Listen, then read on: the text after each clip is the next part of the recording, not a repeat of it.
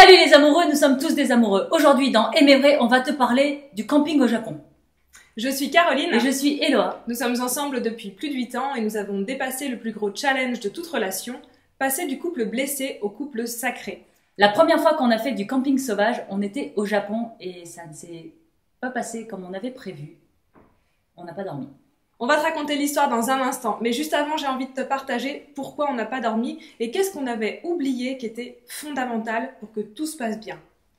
Et c'était pas les matelas. Ce qu'on avait oublié à ce moment-là, c'était d'être capable de faire la différence entre le dev perso, le moi avec moi-même, et le développement interpersonnel, moi en relation avec l'autre, et comment est-ce qu'on peut être équilibré dans cette relation-là. Imagine, c'est notre première nuit au Japon, on a récupéré la voiture le matin même. On est dans un pays complètement inconnu, on ne sait pas où on va et on cherche un endroit pour dormir. On avait décidé qu'on ferait le Japon en tente parce qu'on avait kiffé faire notre tour du monde en tente, donc on fait notre Japon en tente. Donc on s'approche, on est sorti de Tokyo, on tourne dans la campagne japonaise, on ne sait pas trop où on est, je suis incapable de te dire dans quelle direction on est parti.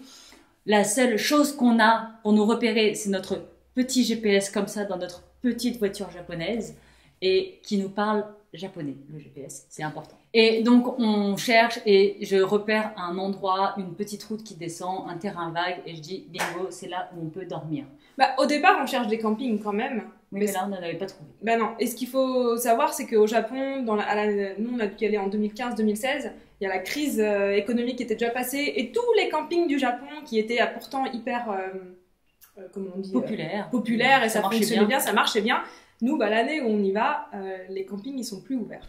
Il y en a plein qui ont fait faillite. En plus, on est en début de saison, donc plein de choses, plein de sites ne sont pas disponibles. On en croise 2-3 où les grilles, elles sont fermées. Et pour finir, on arrive à cet endroit-là. C'est OK, en fait. C'est un petit bout de route qui emmène sur une zone un peu industrielle ou un peu une usine ou un relais électrique, on ne sait pas trop. En campagne, on est bien dans la campagne. Et juste avant ça, il y a un champ avec un vieux mobil-home tout pourri, tout moisi, tout en ruine. Et il y a une petite clairière qui est là. Voilà. Et je dis à Caro, waouh, ça passe, on peut dormir là. Ouais, on est un peu à l'abri des regards, on n'est pas à côté des gens, on n'est pas dans un jardin, on n'est pas chez... En tout cas, on n'a pas l'air d'être chez quelqu'un, donc on se dit, on va planter la tente ici. On n'est pas dans un village, on est nulle part en fait, on est sur un terrain vague. En plus, comme c'est notre premier jour, on n'a pas vraiment ni de quoi manger. Ne pas nourrir Caroline, c'est une erreur fatale. Non, erreur fatale.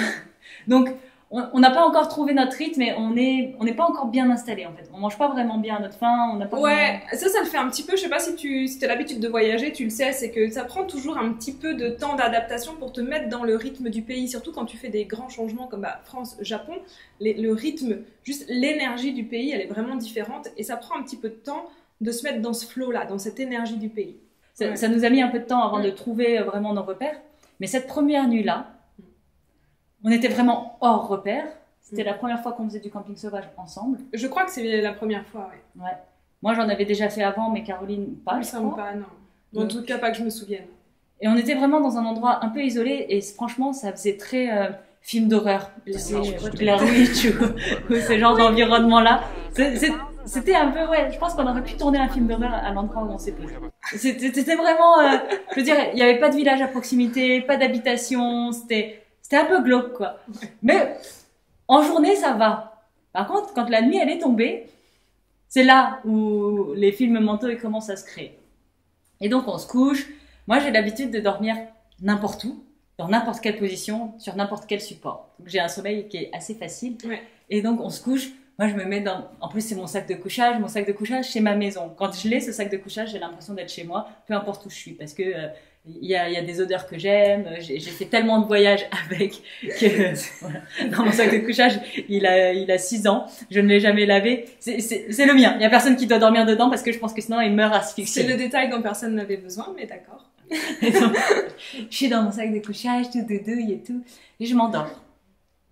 Alors moi, je m'endors pas du tout. En fait, il y a des bruits autour. Alors, il y a une espèce de... On est proche d'une forêt quand même, ou proche de... Ouais, il y a un sous-bois. Un sous-bois. Et il y a des bruits que je ne reconnais pas. Alors, je sais pas si c'est parce qu'on est au Japon, je sais pas si c'est parce que les animaux sont différents, peut-être que c'était des fantômes, on sait pas, je ne sais pas ce que c'était, mais c'est des bruits que je ne suis pas capable de reconnaître. Alors, j'ai déjà fait du camping, j'ai déjà dormi dans des forêts. Enfin, c'est pas un problème de connaissance, en tout cas pas par rapport à ce que je connais moi, mais là, vraiment, ça ressemble à rien. j'entends des pas, ils ont l'air aussi importants que des pas d'être humain en fait. Ça n'a pas l'air d'être un petit animal, ça fait vraiment des pas avec des bruits assez forts. Et du coup, là, le cerveau, il s'emballe. Et quand le cerveau s'emballe, eh ben, t'as peur. En tout cas, moi, j'avais peur et j'ai commencé à me faire des films pas possibles. Et même en essayant de me rassurer, de me dire, ok, t'es dans l'attente, tout va bien, il n'y a rien dehors, il n'y a personne qui va venir t'embêter. Puis même au pire, c'est quelqu'un, il va se passer quoi? Même avec tout ça, j'arrivais pas à juste me calmer et à faire partir cette peur qui avait l'air quand même assez irrationnelle. Et moi, ce que je me dis, c'est que si on allait dehors et qu'on mettait de la lumière et que je regarde à l'extérieur comment c'est, peut-être que ça pourrait me rassurer. Mais je suis incapable de le faire. Je suis incapable. J'ai tellement peur que je suis incapable de juste ouvrir la tente et de mettre la torche dehors pour juste vérifier qu'il n'y a personne. Donc, je réveille Eloa. Et donc, moi, je le sens. T'entends? Il y a des bruits. Il y a des bruits. Il y a des bruits. Je dis, ouais, c'est normal, il y a des bruits, on est dans la nature. Oui, mais ils sont pas comme d'habitude. Si, regarde, il y a des bruits de pas, ça doit être, je sais pas, un oiseau, un sanglier. Les bruits de pas, ça doit être un oiseau. Tu vois, même là, t'as raison, elle est nulle. J'avais entendu des trucs qui grattaient à côté de la tente et tout ça, et je me suis dit, c'est bon, c'est un chevreuil qui passe, un oiseau qui gratte comme ça avec ses pieds. Moi, j'ai grandi avec des poules, ça fait tout le temps du bruit, donc voilà. Je veux dire, je dis, c'est bon, rendors-toi, ça va, il y a rien, tu vois. Et je dis, c'est bon, c'est un animal, c'est bon, rendors-toi. Puis j'essaye de me rendormir parce que 5 minutes après, je sens, il y a quelqu'un. Moi, je pense qu'il y a quelqu'un. Peut-être qu'on ne devrait pas être là, et puis s'il y a quelqu'un qui est là, qu'est-ce qui va se passer, qu'est-ce qu'on doit faire, et tout ça. Et impossible de m'endormir. Bon, tout ça pour arriver à... C'était quoi pourquoi est-ce qu'on n'a pas dormi à la fin de cette nuit-là? Parce qu'elle n'a pas arrêté de me réveiller, hein? Ou parce que tu n'as pas ouvert la porte de la tente pour mettre un coup de torche. En fait, le truc, c'est que moi, je suis restée dans mon histoire à moi où je me sens en sécurité et donc je vois pas le problème et donc je comprends pas pourquoi elle n'est pas en sécurité aussi. Puisque moi, je me sens en sécurité, tu devrais te sentir en sécurité. C'est en tout cas ça la réflexion que j'ai à ce moment-là. Sauf que je prends pas en compte, du coup, j'arrive pas à valider son ressenti. Je peux pas, je suis dans un espace où je comprends pas en fait qu'elle ait peur et du coup, je peux pas l'aider. Et si je comprends pas et que je valide pas son ressenti, du coup, après, je peux pas prendre en charge la relation en disant, bah non, regarde. Ok, je comprends que t'aies peur, regarde, je vais ouvrir, tu vois, c'était un chevreuil, on referme, on se rendort, c'est fini, on dort, tu vois. Mais en fait, dans cet espace-là, moi, je suis restée juste auto-centrée sur mon propre ressenti et c'est ce qu'on fait en développement personnel souvent. Oui. C'est qu'on regarde à l'intérieur de nous et moi, je me dis, non, c'est bon, je suis sécurisée, tout va bien, il n'y a pas de problème. C'est ses projections, c'est son problème. Débrouille-toi avec ta peur. Oui, sauf que moi je n'arrivais pas à me débrouiller avec ma peur et donc moi j'ai fait tout ce que je pouvais de mon côté, c'est-à-dire rester le plus tranquille possible, ne pas partir en vrille totalement, mais dans tous les cas j'arrivais pas à dormir. Et puis alors ce qui est bien, c'est que quand tu es empathique, comme je peux l'être, c'est que sa peur, même si elle la verbalise pas, tu la sens. Genre, je suis sûre que tu sais, quand tu rentres dans une pièce, tu sais l'ambiance tout de suite, tu captes ces choses-là. Et donc là, moi j'étais à côté de quelqu'un, je sentais la tension à l'intérieur d'elle. Et donc, cette tension-là, en fait, à la fin, elle finit par s'infiltrer sur toi et tu commences à toi aussi te tendre, tu vois. Et donc, en fin de compte, c'est là où il y a les limites du développement personnel, de lui donner complètement la responsabilité de sa peur sans chercher à l'aider, ça aide personne, en fait. Ça n'a pas aidé Manu, en tout cas. Et donc, tu vois, là, vraiment, ce qui est important de comprendre, c'est qu'on doit toujours être en équilibre yin-yang entre le prendre en charge et le prendre soin dans la relation et à l'intérieur de soi. Ouais. Donc tu vois, dans cette situation avec Caroline, j'étais dans mon yang, j'avais posé la tente, créé l'endroit, fermé la voiture, sécurisé la tente à mon sens de moi. Donc j'avais pris en charge le campement, j'avais pris en charge ça.